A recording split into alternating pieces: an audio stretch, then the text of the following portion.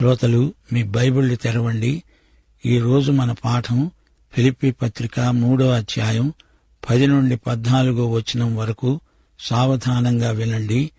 పౌలు ఫిలిప్పీ సంఘానికి రాస్తున్నాడు.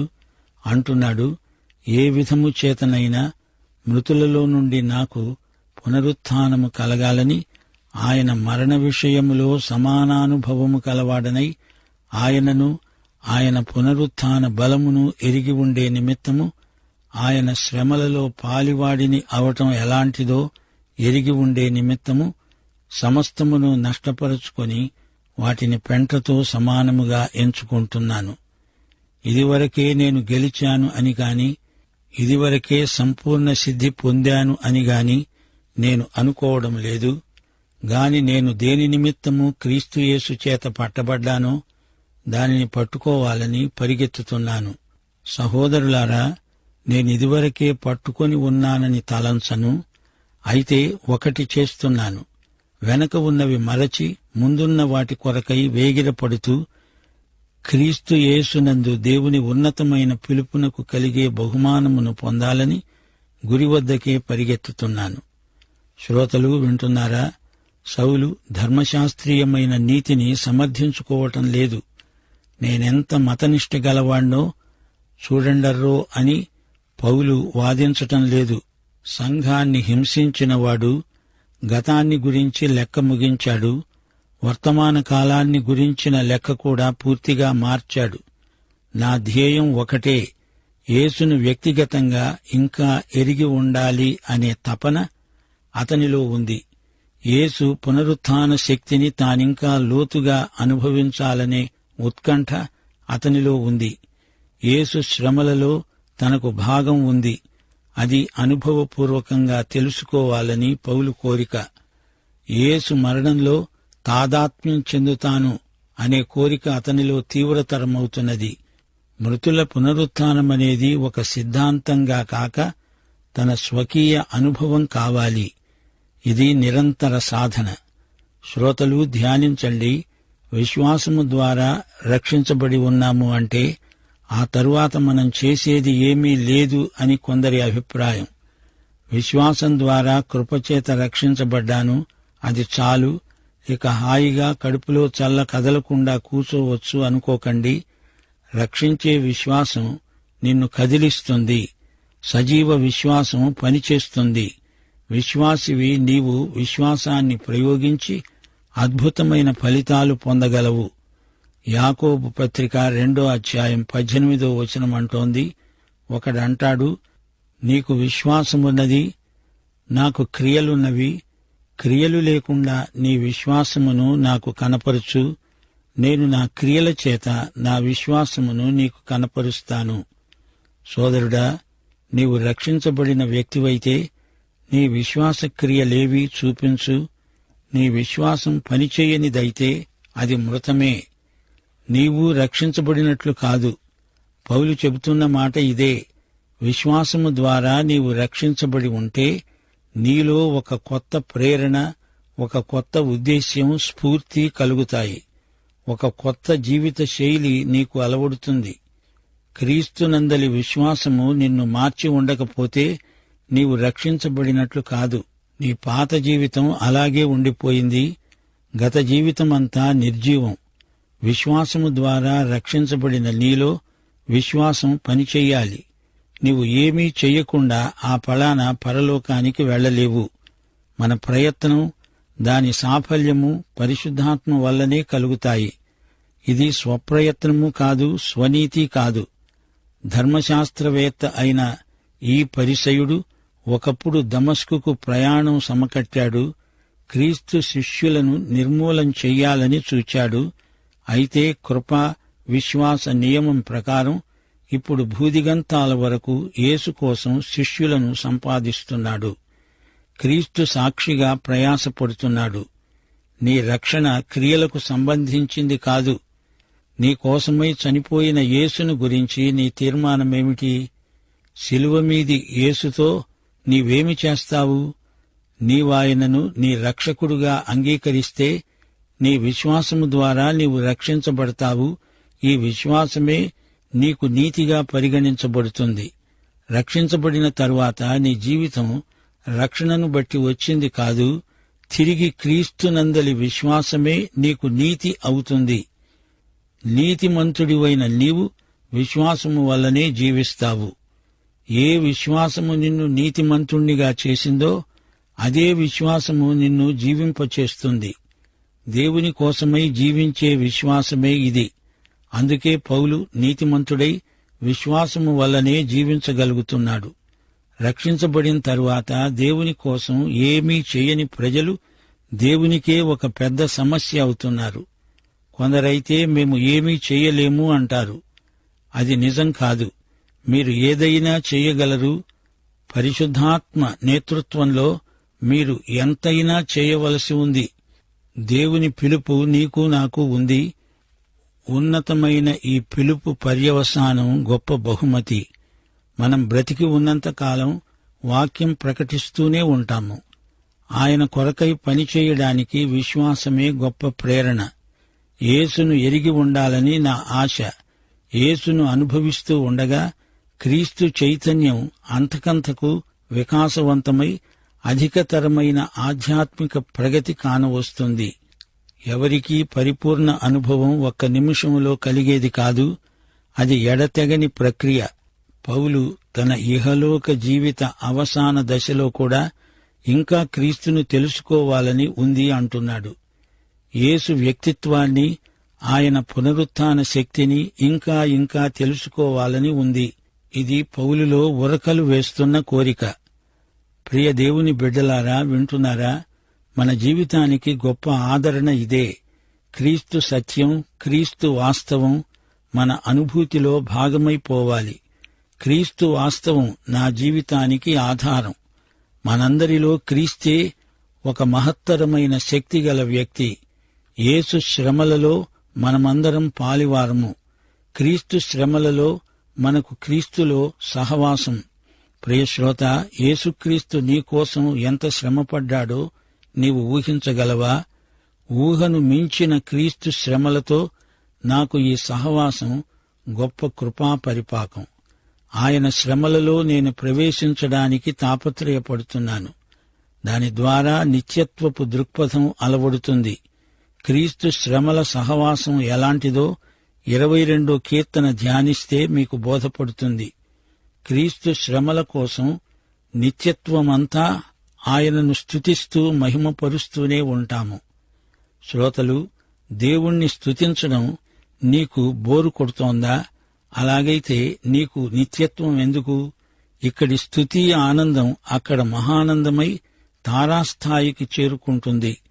పౌలు అంటున్నాడు, ఏ విధంగానైనా నాకు మృతుల పునరుత్థానం కలగాలి. అదే నా ఆశ. తనకు పునరుత్థానమున్నది. ప్రభువు వచ్చినప్పుడు తాను ఎత్తబడతాడు.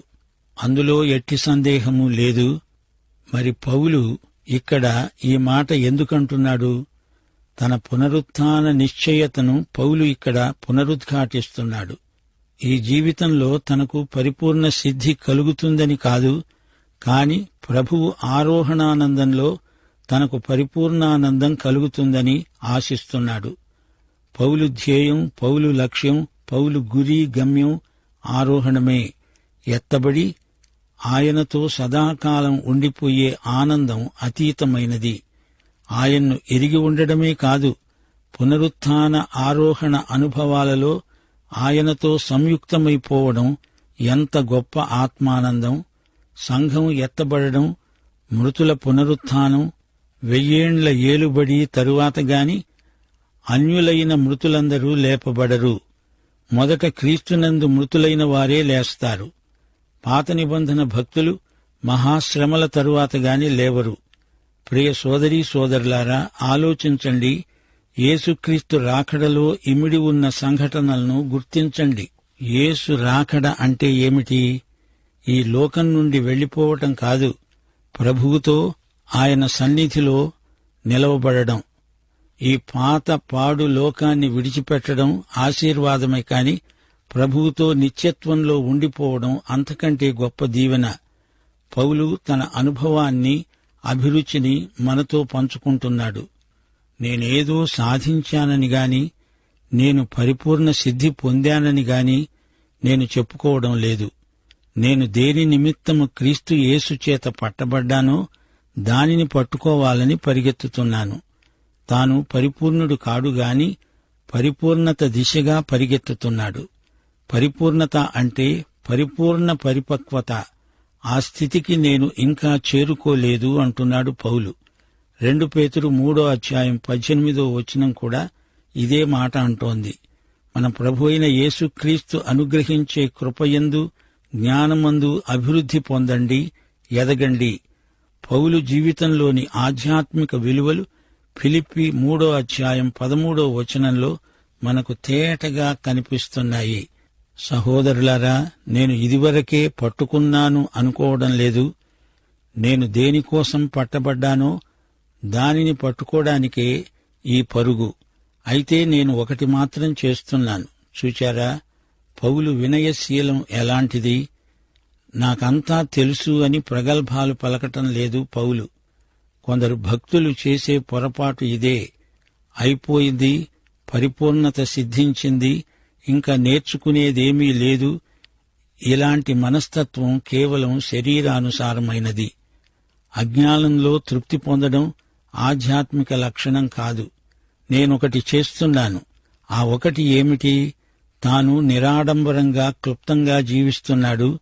ఈ లోకంలో ఉన్నంత వరకు ఎంత గొప్ప భక్తుడికైనా పరిపూర్ణత సిద్ధించదు. ఇదొక పరుగు పందెం. వెనుక ఉన్నవి మరచిపోతాను. భూతకాలాన్ని వెనకనే వదిలేస్తాను. గతకాలంలో నేను చేసిన తప్పులన్నీ గతించాయి. గతం గతమే, వెనక్కు పోయింది. నా భవిష్యత్ దర్శనానికి గతం అడ్డం రాకూడదు. వాటిని వెనక్కు నెట్టేశాను. వాటి సంగతే మరిచిపోయాను. తాను వర్తమాన కాలంలో జీవిస్తున్నాడు. భవిష్యత్తును గురించిన నిరీక్షణ ఉంది.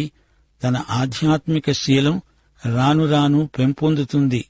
ఈ రోజును గురించి నిన్న నీవు కంగారు పడ్డావు. రేపటిని గురించి ఈ రోజు కంగారు పడుతున్నావు. నిన్న లేదు, రేపింకా రాలేదు. ఈ రోజు నిశ్చింతగా భవిష్యత్తులోకి పరిగెత్తు. గురి వద్దకు పరిగెత్తు. క్రీస్తు యేసునందు దేవుని ఉన్నతమైన పిలుపు నీకుంది. నీ పిలుపునకు గొప్ప బహుమానమున్నది. గురి తప్పిపోకూడదు. గురి చేరాలి. బహుమానాన్ని పోగొట్టుకోకూడదు. పౌలు ఒక క్రీడాకారుడు, జట్టి. పందెంలో పరిగెత్తుతున్నాడు. బహుమానం కోసం బాగా పరిగెత్తుతున్నాడు.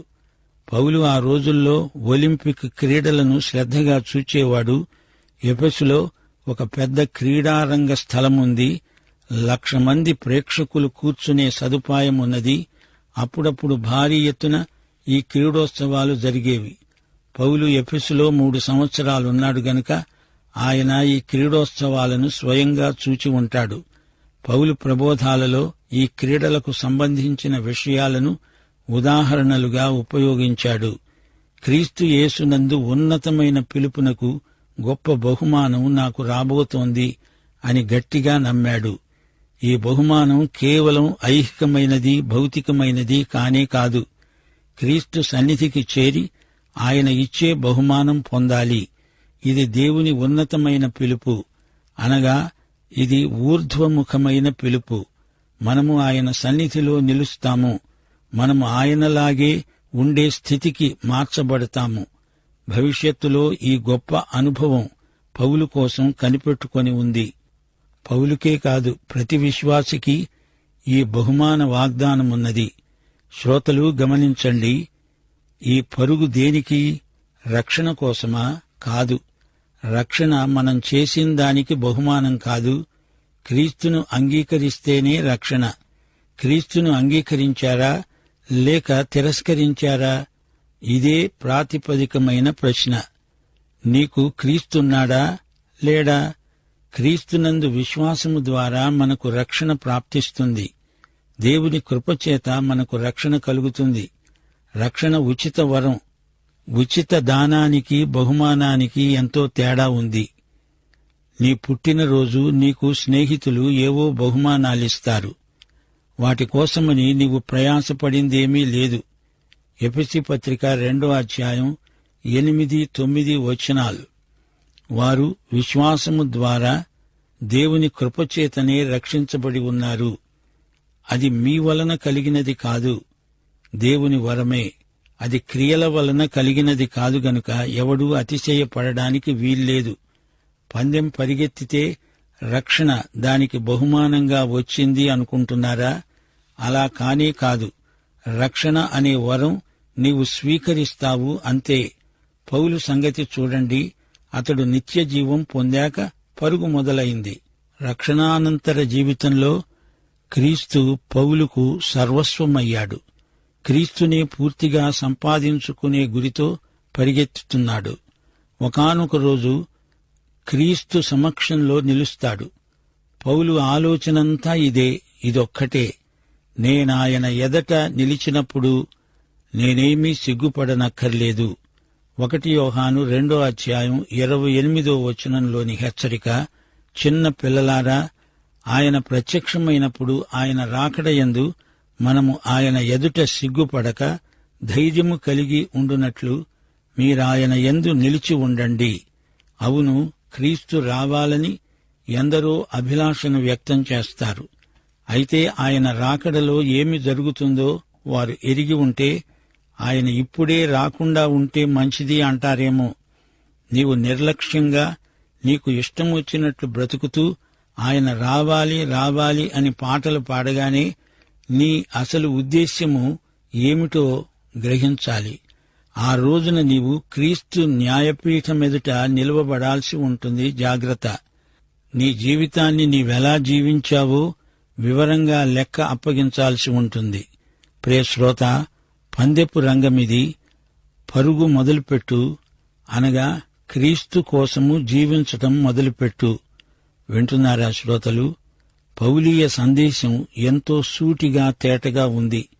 క్రీస్తును ఎరిగి ఉండడమంటే ఆయన పునరుత్థాన శక్తిని పొందటమే, ఆయన శ్రమలలో భాగస్వామ్యం పొందటమే.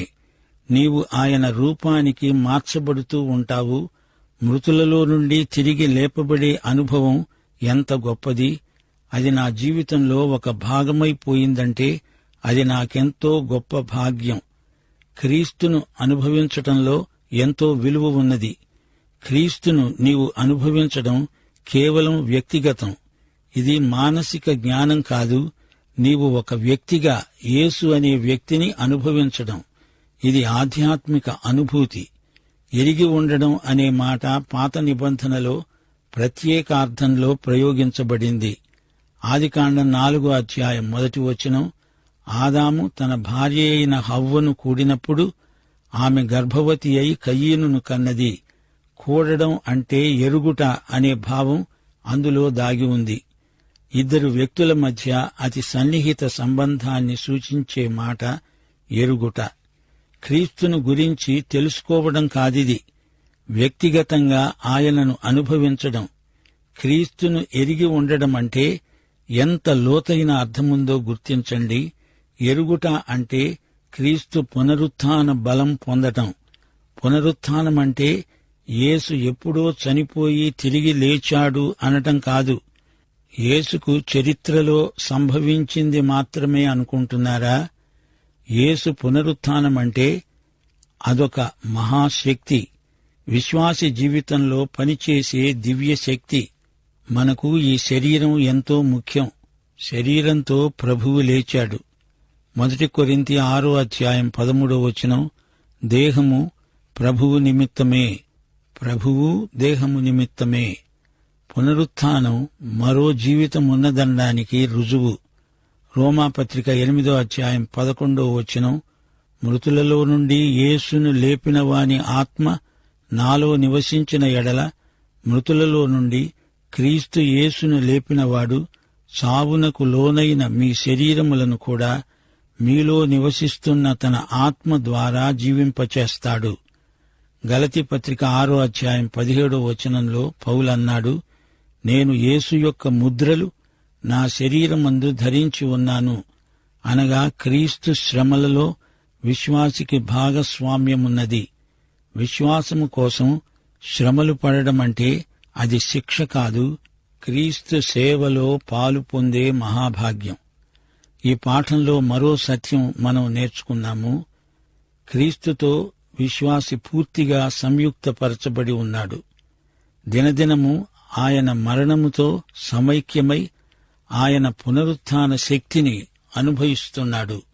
ఆయన శిలువ మరణంతో ఏకీభవించిన వారు ఆయన పునరుత్థాన జీవమును పంచుకుంటారు. ముగింపులో పౌలు ఏమన్నాడో మరోసారి మననం చేసుకుందాము. యేసుక్రీస్తు నిన్ను ఎందుకు పట్టుకున్నాడో దాన్ని నీవు పట్టుకునేందుకే ఇలా ప్రయాసపడుతున్నావు. పరిపూర్ణ సిద్ధి ఎప్పుడొస్తుంది? ప్రభువు కోసం శ్రమలలో నిష్ణాతులమైనప్పుడు. దానికి పరాకాష్ఠ హతసాక్ష్యం. మనమంతా పరిపూర్ణులమవడానికి సాగిపోతున్నాము. దమస్కు మార్గంలో యేసు పౌలును పట్టుకున్నాడు. ఎందుకు పట్టుకున్నాడు? ఉద్దేశ్యమేమిటి? అదే దర్శనం నెరవేర్పు కోసమై, దాని నెరవేర్పు బిందువును చేరుకునేందుకు పౌలు పరిగెత్తుతున్నాడు. ప్రియ సోదరుడా, సోదరి, నీవి యేసుక్రీస్తును నీ స్వకీయ రక్షకుడుగా, ప్రభువుగా ఎరుగుదువా? క్రీస్తునందు నీ గమ్యమేమిటో కనుగొన్నావా? అదే దిశగా పయనిస్తున్నావా? అయితే ఈ పాఠమంతా నీకోసమే. పాఠం ఇంతటితో సమాప్తం. మన ప్రభువైన యేసుక్రీస్తు వారి కృప, తండ్రి అయిన దేవుని ప్రేమ, పరిశుద్ధాత్మ యొక్క అన్యోన్య సహవాసము మనకందరికీ నిత్యత్వము పర్యంతము తోడై ఉండునుగాక. ఆమేన్.